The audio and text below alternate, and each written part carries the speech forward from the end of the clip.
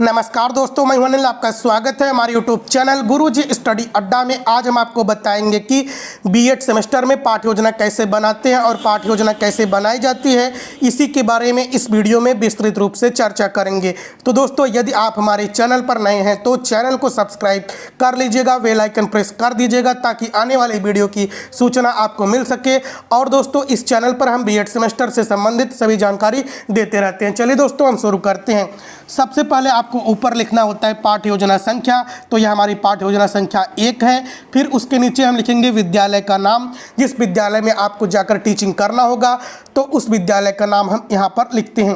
फिर उसके नीचे हम लिखेंगे दिनांक, जिस डेट को आपको जाकर पढ़ाना होगा तो यहाँ पर हम दिनांक लिखेंगे। फिर आगे लिखेंगे कक्षा, जिस कक्षा में आपको जाकर पढ़ाना होगा। कक्षा 6, 7, 8 तो हमको कक्षा 6 में पढ़ाना है तो हम यहाँ पर कक्षा 6 लिखेंगे।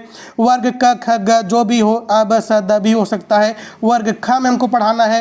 कालांश, कालांश का मतलब होता है पीरियड, तो हमका तीसरा पीरियड में जाकर पढ़ाना है। जो भी आपका पीरियड होगा, पहला, दूसरा, तीसरा, तो हमारा कालांश थर्ड है, पीरियड तीसरा है तो हम थर्ड पीरियड लिख देते हैं। आगे लिखेंगे अवधि, अवधि 40 मिनट की होती है पाठ्य योजना की। विषय लिखेंगे, विषय हमारा विज्ञान है। और दोस्तों, उप विषय में हम भौतिक विज्ञान भी लिखते हैं। आगे देखिए दोस्तों, फिर हम लिखते हैं प्रकरण। प्रकरण का मतलब होता है जिस पाठ को आपको जाकर पढ़ाना होगा वही होगा आपका प्रकरण, यानी कि आपके लेसन के नाम को ही हम प्रकरण कहते हैं। तो हमको आज का हमारा जो पाठ है वह है पदार्थों का पृथक्करण, यानी कि पदार्थों का पृथक्करण के बारे में हमको पढ़ाना है। यह हमारे पाठ का नाम है। फिर उसके बाद हम लिखेंगे सामान्य उद्देश्य। सामान्य उद्देश्य प्रत्येक विषय में एक समान होते हैं, लेकिन जो विशिष्ट उद्देश्य होता है वह प्रत्येक लेसन के अनुसार बनता है। देखिए दोस्तों, सामान्य उद्देश्य कम से कम 4 लेते हैं या 5 लेते हैं, अधिक से अधिक आप 10 तक ले सकते हैं। सामान्य उद्देश्य में पहला लिखते हैं छात्रों को मानसिक शक्ति का विकास करना।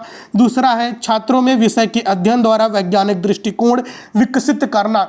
तीसरा है छात्रों की तर्क शक्ति का विकास करना। चौथा है छात्रों की विज्ञान विषय को रोजगार परक बनाना व निरीक्षण शक्ति का विकास करना। फिर दोस्तों, हम लिखते हैं विशिष्ट उद्देश्य। विशिष्ट उद्देश्य आपके 3 होते हैं, ज्ञानात्मक उद्देश्य, बोधात्मक उद्देश्य, क्रियात्मक उद्देश्य। ज्ञानात्मक के मतलब होता है छात्र कितना जान सकेंगे, तो दोस्तों छात्र पदार्थ के बारे में जान सकेंगे। दूसरा लिखते हैं छात्र पदार्थ को परिभाषित कर सकेंगे, ये हमारा ज्ञानात्मक उद्देश्य था। बोधात्मक का मतलब होता है छात्र कितना अवबोध कर सकेंगे, कितना आत्मसातीकरण कर सकेंगे, कितना समझ सकेंगे। पहला है छात्रों को पदार्थ का बोध हो सकेगा, यानी कि हमारे पाठ्य योजना से जो हम पढ़ाएंगे। दूसरा है छात्र पदार्थों की अवस्थाओं में अंतर कर सकेंगे। फिर क्रियात्मक उद्देश्य में पदार्थ से संबंधित तर्क प्रस्तुत कर सकेंगे। छात्र पदार्थ से संबंधित तर्क प्रस्तुत कर सकेंगे। दूसरा है छात्र आसपास मौजूद पदार्थों की सूची बना सकेंगे। फिर दोस्तों, आगे हम इसके बाद लिखते हैं पूर्व ज्ञान। पूर्व ज्ञान में लिखते हैं छात्र पदार्थ से संबंधित सामान्य जानकारी रखते हैं, यानी कि जो विषय है उससे संबंधित सामान्य जानकारी छात्र रखते हैं। फिर आगे हम लिखेंगे सहायक सामग्री। सहायक सामग्री में हमारा हो जाएगा चार्ट, पेपर, विभिन्न पदार्थों के चित्र। देखिए दोस्तों, सहायक सामग्री में कभी भी आपका डेस्क, बेंच और दोस्तों चौक, डस्टर, ब्लैक बोर्ड, ये सभी कभी भी सहायक सामग्री के अंतर्गत नहीं आती हैं। दोस्तों, सहायक सामग्री के अंतर्गत वही आती है जो सहायक सामग्री आप घर से बनाकर ले जाएंगे, छात्रों के सामने प्रस्तुत करेंगे, वह सभी सहायक सामग्री के अंतर्गत आती हैं। जैसे चार्ट पेपर, थर्माकोल इत्यादि सामग्रियां आती हैं। अब दोस्तों, हम लिखते हैं प्रस्तावना के प्रश्न। प्रस्तावना के प्रश्न में हम छात्रों से पाठों के नाम निकलवाएंगे। प्रस्तावना के प्रश्न में यहाँ पर लिखेंगे प्रश्न संख्या, आगे लिखेंगे छात्रा अध्यापक क्रिया या छात्र अध्यापिका क्रिया, जो भी होगा। फिर आगे लिखेंगे छात्र अनुक्रिया या छात्र क्रिया। प्रश्न संख्या 1 है, हम छात्रा अध्यापक, यानी कि जो छात्रा अध्यापक होगा या छात्रा अध्यापिका होगी वह पूछेगी छात्रों से अपने आसपास की कुछ वस्तुओं के नाम बताइए। तो छात्र बताएंगे गाड़ी, मोटर, लकड़ी के सामान आदि आदि नाम बताएंगे। फिर दूसरा प्रश्न हम करेंगे दोस्तों, दूसरा प्रश्न जो हम करेंगे यहीं से हम अगला प्रश्न को उठाएंगे इसी से संबंधित। फिर दूसरा प्रश्न करेंगे ये सभी वस्तुएं किससे मिलकर बनी होती हैं। तो छात्र बताएंगे ये सभी वस्तुएं लोहा, लकड़ी से मिलकर बनी होती हैं। फिर हम दोस्तों तीसरा प्रश्न करेंगे। तीसरा प्रश्न भी यहीं से उठाएंगे, यहीं से बनाएंगे। लोहा, लकड़ी, पानी व कागज ये सब क्या हैं। तो छात्र बताएंगे ये सब पदार्थ हैं। तो दोस्तों हमारा जो पाठ का नाम था वह निकल गया।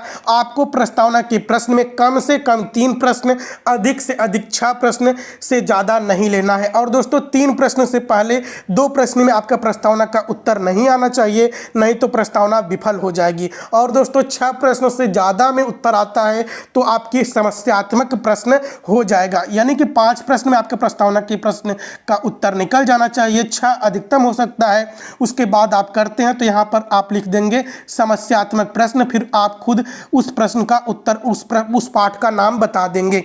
फिर दोस्तों हम यहाँ पर लिखते हैं उद्देश्य कथन। उद्देश्य कथन में हम लिखेंगे बच्चों आज हम पदार्थों का विस्तृत अध्ययन करेंगे या पदार्थों के पृथक्करण के बारे में विस्तृत अध्ययन करेंगे, यही था हमारे पाठ का नाम। फिर दोस्तों हम लिखते हैं पाठ प्रस्तुतिकरण।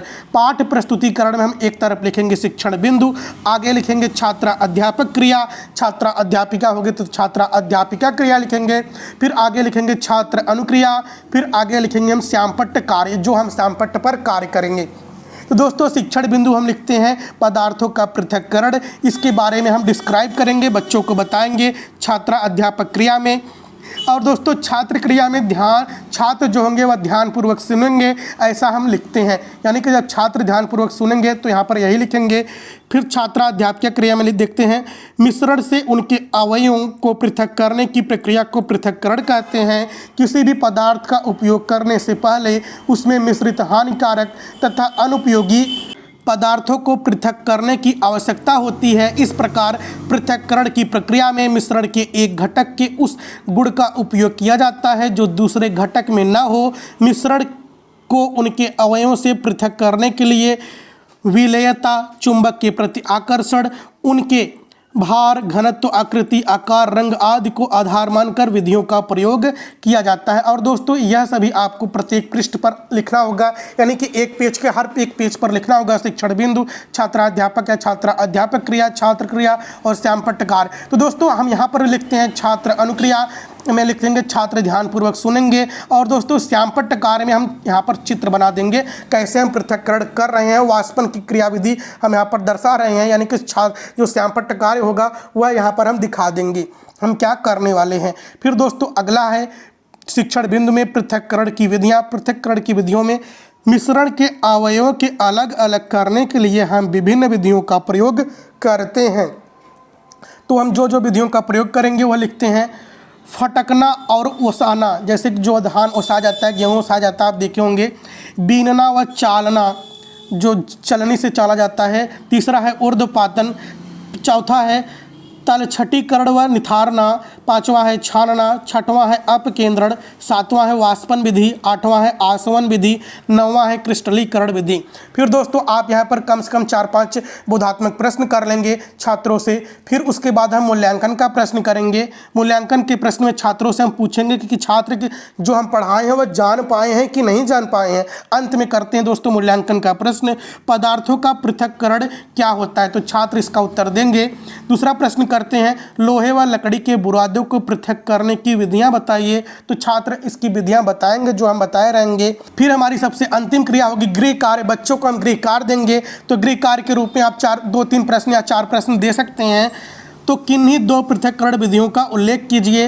दूसरा गृह कार्य देंगे आयोडीन को नमक से अलग करने की विधियां बताइए। तीसरा है पृथक्करण की परिभाषा दीजिए। तो यह सभी गृह कार्य छात्र जो बच्चे होंगे वह लिख कर लाएंगे। और दोस्तों यहाँ पर आप लिख देंगे छात्रा अध्यापक हस्ताक्षर, यहाँ पर शिक्षक पर्यवेक्षक हस्ताक्षर लिख देंगे। जो आपके शिक्षक पर्यवेक्षक होंगे यहाँ पर वह अपना हस्ताक्षर करेंगे और यहाँ पर छात्रा अध्यापक हस्ताक्षर रहेगा। और दोस्तों जो कमेंट आया था वह कमेंट आया था पाठ योजना प्रस्तुत की गई, यह कमेंट था शिक्षक के द्वारा। तो वीडियो अच्छा लगा हो तो लाइक जरूर कीजिएगा, चैनल को सब्सक्राइब कर लीजिएगा।